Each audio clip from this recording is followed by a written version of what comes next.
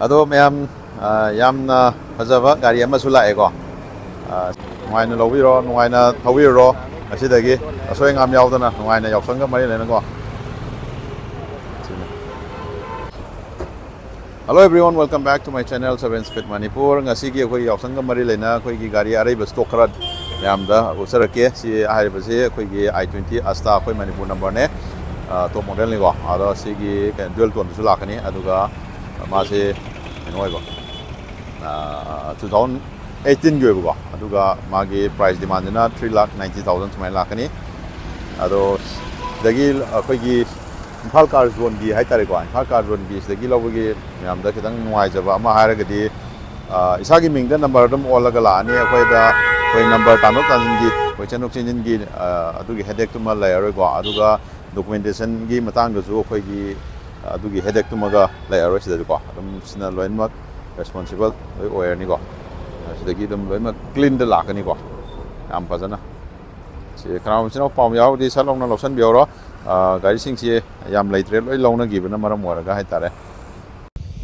kana ko machine house sing khoi gi Hyundai gi Elantra SX to ko auto gear da pambira ga di si haiba gari si dum yeng bi ai ko ai si model se 2012 ki Elantra oiduni aduga magi kenosina auto gear da lakpa aduga SX the top model oiduni ko ado sigi se magi price demand je 3,35,000 smile lakani ko ada kilometer around 30 plus smile la ani ko magi ado kana machine interest le ga di ai contact numbers kin hapsara bane siram contact option view ko gari yam fajari black beauty hai tare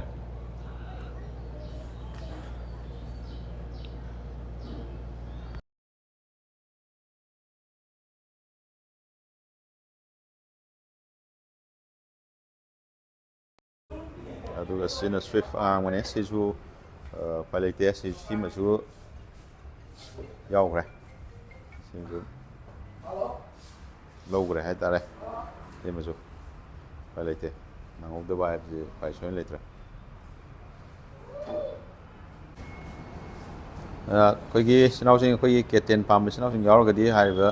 K10 jil lain ko ado si 2016 ni ne aduga price na 2,65,000 smile lakani ko adum number su dum olaga loi lakani ko khoi tu tongana number nung tana bagi ama magi kenter matha sani han laite ko se lor ga di sai ming de loi lakani number ko ana adagi manung interior smile o phangani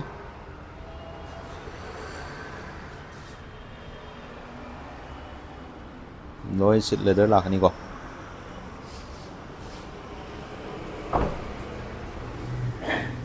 there ye conditions mana o phange ta oda mathang da sida zo mo khoi gi K10 K10 hai sina khoi 800 sina 800 ni sina K10 hoi de ni ko ada sina mo khoi gi price sina mo price sama na ni 265 smai la ni ko aduga sina mo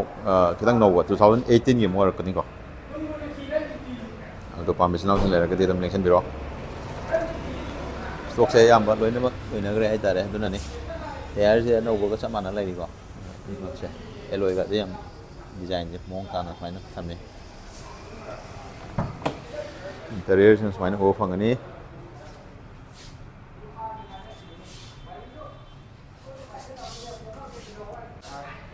ado khoi gi Swift am lai ko Swift 2018 gi angang bu ni ko mamang gi duni ado si Yaosang ga mai le na sigi sima khoi gi 5,000 discount do thoga hana 440 oibini ko ado 435 ta ji sit adok charage myam adum hana lakami kudong cha badum lobi biya gani ko simaga adagi 2018 oibini ko back side da aduga muk sigi sina 2019 gi oibini ko sias tu ni ko sina jo 550 lakh do sijo 5,000 discount do thoga kan ji Yaosang ga mai le na hai tare si mo price 545 tas maina lakani ko adum gari yam fajarib ni ko nexa blue color da sias ki ko maina legani ko adu yamna interesting oi ba khoi gi bike to so ma lai ko mang bike to so ta yeng ni ko ado mayam yamna fajaba gari ama su lai ko sigi khudong sa se dum lobi ho yaosang ga mari leina na khoi gi parking masa sing na yamna pam ga do wa gari su oire ado si 2022 gi model oidini GT Continental de ko ado si gi gari se maruina khoi gi magi yamna fari se phawai di da kilometer se yam thau da ba hai tari si gari si ko ni ko si mayam ubi kilometer se only 6,200 some khara thau da ngari bu ko khana mi sinau sing na interest lay bira gadi ayra gari si edum connect option bira piya gani ai screen da pija ribbon number se connect option bira edum go tana biya gani aduga seat se jo khoi gi single seat ni ko se double seat su dum lay bu ko adu su dum yaw kani adu si je je magi price ko mayam na hang tu price ni ma price se je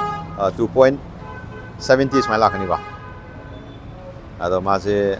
ahan bu de dum je ki 4 plus minus lay ra ni ko ado yam tina hadi hong abani ko thador ese do sigi color sida pambi bi sinau sing leira gadi adum sima adum consider ta hobu da yam na kai da brain khale ai mai tire gi side ken osi yang der ke bas maina u phangani ko tire gi jo Royal Enfield gi GT yam na koi gi powerful loiba gari ni ko nenje okay gari siam phase sinau sing salona contact option biro ai happy ba contact number sida ko the front looks not new koi am koi ke no new brand chap manari khai tare ba magi side glass ka je makha da smile yaw ba ide ko side ta ha ko yam na fajari hai tare okay ben nasi gidi video se sai sum no chenjara ge ado aina pijari ba contact number je contact option biro ko mathang gi video mu ngai mine se ko